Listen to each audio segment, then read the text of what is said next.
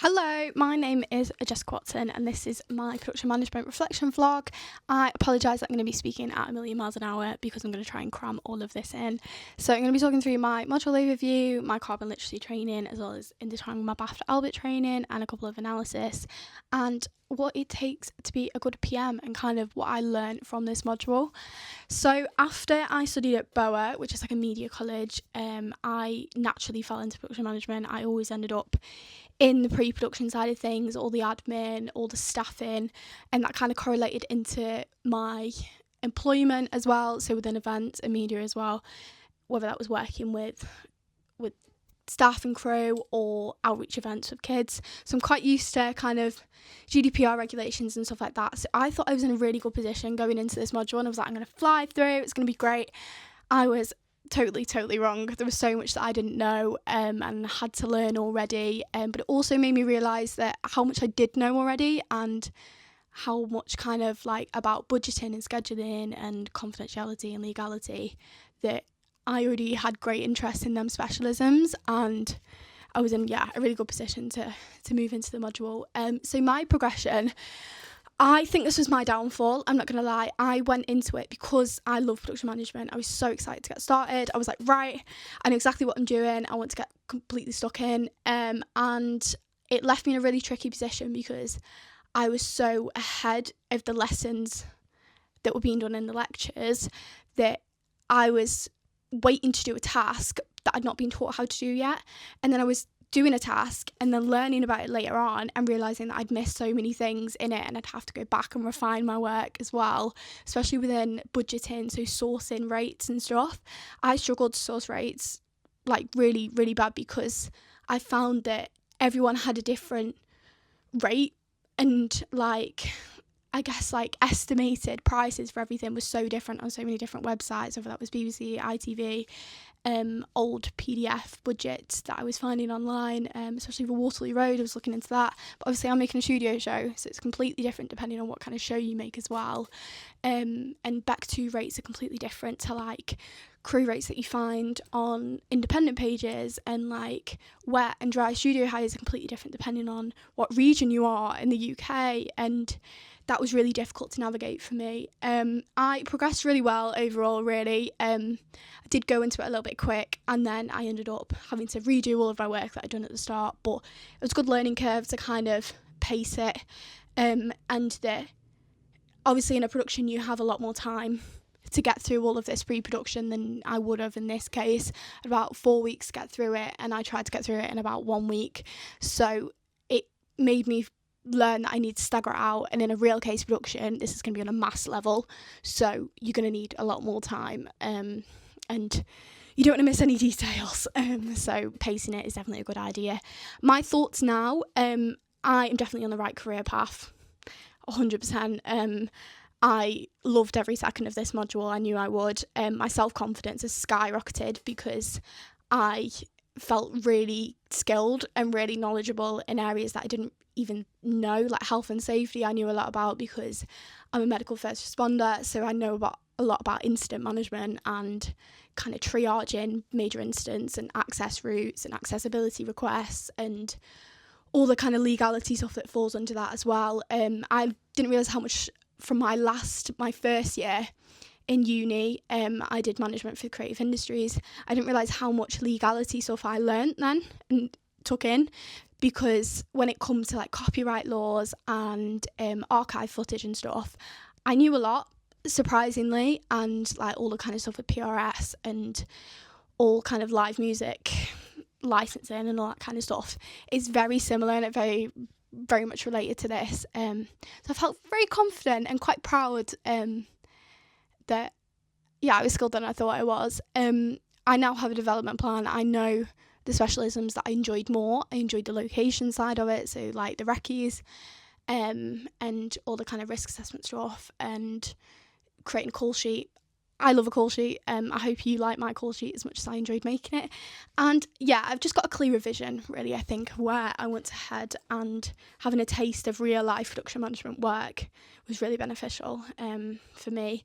My strong areas, locations, as I said, so travel, accommodation, sourcing maps and routes into places, local talent, knowing a local area. I'm very, very good and very adaptable at that. Site operations and logistics. Again, I carry over from my events work, which is very, very handy. Budgeting, so I didn't realise how good I was actually good at calculations. So just from doing like my student budgets, it definitely did help. Legality and contracts, as I've touched on before. So compliance and safeguarding. I used to work in outreach events, as I just previously mentioned. So I'm used to working with under 18s and working hours and chaperones and kind of parental guidance and all that kind of things, you know, one-on-ones and crewing, safeguarding trainings and stuff like that. I knew how that worked in a big environment like the BBC, so it was very easy to see how it would work in a compliance aspects in like ITV Kids or something like that. Excel skills, I didn't realise again how much I absorbed into using Excel, and I still hate Excel with a passion, but I will do it and I am better at it. I'm good at information documentation, so cramming bits of information into easy to read fact files. Big picture thinking, I realised how good I was at receiving a brief and imagining the production in order to then produce it, which I doubted that mindset in me, and it did really well. My industry awareness and perspective astounds me every time. It's something I'm very proud of, and I'm very people focused, so I consider obviously the welfare and the health and safety side of things, as well as like the budget and the profit aspect of a production, so against I guess the practicalities and the ethical sides of production. My areas for improvement is definitely technical knowledge. I'm not a technical person, so knowing kit and crew was a lot for me to learn, and I still have so much to learn. Crewing, again, falling under that. Rate sourcing and referencing. My referencing is atrocious, as you can probably tell in my essay, so it's something I definitely need to work on. And rate sourcing, I used to get very confused about what and where to source these rates from. Balancing tasks, again, not jumping ahead.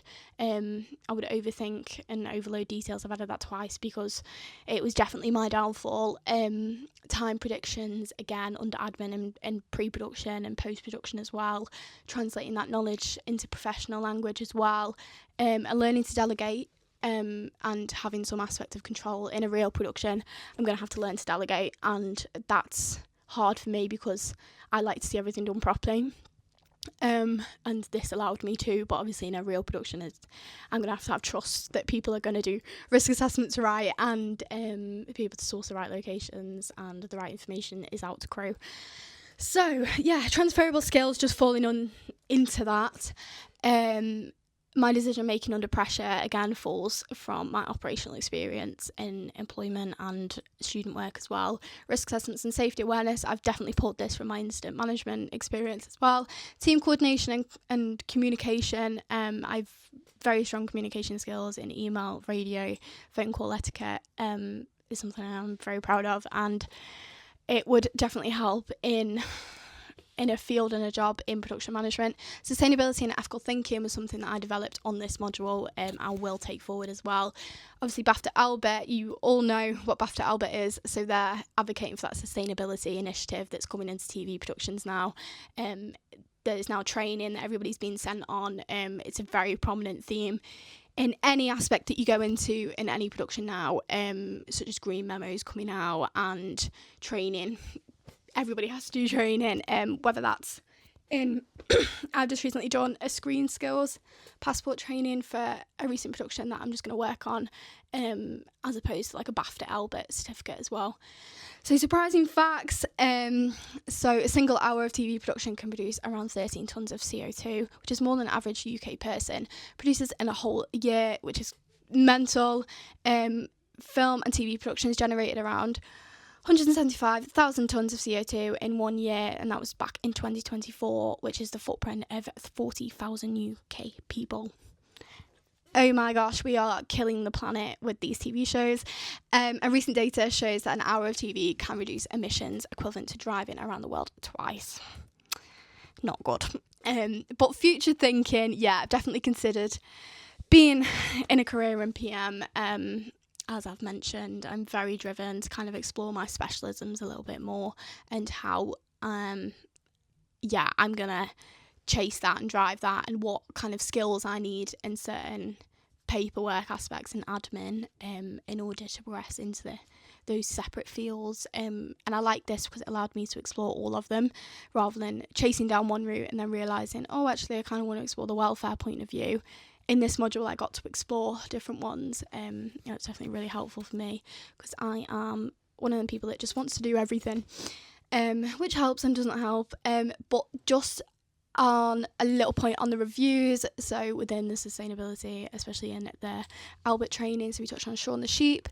So they use LED lighting to cover the sets, to save electricity.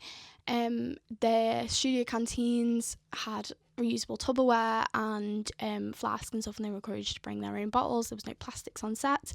The one thing I found interesting from that show is I didn't even point out until my lecturer pointed out that they have solar panels. You wouldn't even recognise them just on their sets in Shaun the Sheep. Very hidden, and it just makes that normality of, you know what I mean, like this is normal, this is normal. So the Commonwealth, obviously I'm interested in events, if I haven't told you already.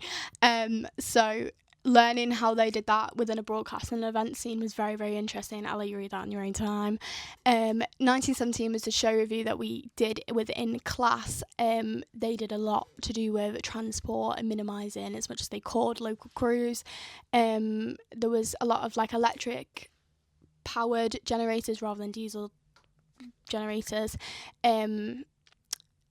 They ran on waste vegetable fuel, which I thought was really interesting, and the military training bases were used as locations because they were already built, so there was no kind of cost going into that as well, and they treated it very, very well, and it was exemplary in how productions are going, especially outdoors on location shoots.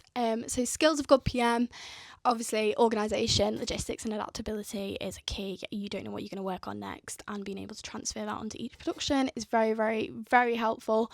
Communication, delegation and decision making is something I need to work on, but I believe I will get there. Leadership and responsibility, so having confidence in your decisions as well. Being the person that they can look up to in a sense of direction, and where the production's going. They need to have a vision in order for your team to feel confident. I think that falls under that beautifully. Risk awareness and problem solving as well. I think they are all brilliant skills. So my favourite industry guest was Claire Newton. Probably biased because I jumped on a call with her after, and it was one of the most amazing calls I've ever been on. She probably doesn't realise that, but it gave me such peace of mind about locations and freelancing and adapting and transferring your skills and stuff. She obviously runs Liverpool Locations with Faye, her sister, and she looked at all things locations management, and it was really captivating to me because it was a moment where I was like, oh my god, like this all makes sense, all the jargon, all the ins and outs, all the operational aspect. It was like talking my language, and I was like, oh my god, like I thought that I was chasing two opposite directional paths, and actually these like meet in the middle. And it was just a really big eye opener for me that I was like, I'm on the right track. But yeah, I'm gonna end it there because we're already running way over time. But thank you for listening. I hope I covered everything that you need from me, and I am more than happy to elaborate more if you need anything else. But thank you.